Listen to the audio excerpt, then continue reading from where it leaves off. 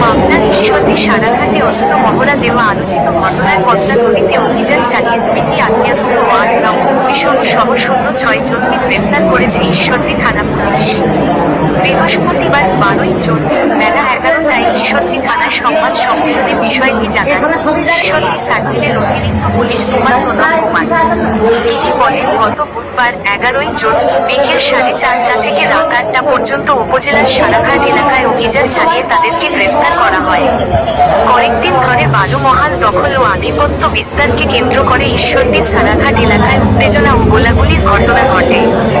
এতে ওই এলাকায় চরম আতঙ্ক বিরাজ করছিল।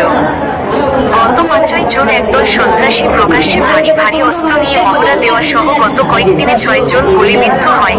এসব ঘটনায় ঈশ্বরদী থানায় মামলা হলে এবং বিভিন্ন গণমাধ্যমে অস্ত্র মহড়ার ভিডিও সামাজিক যোগাযোগ মাধ্যমে ছড়িয়ে পড়লে ওই এলাকায় পুলিশ অভিযান চালিয়ে 6 জনকে আটক করে।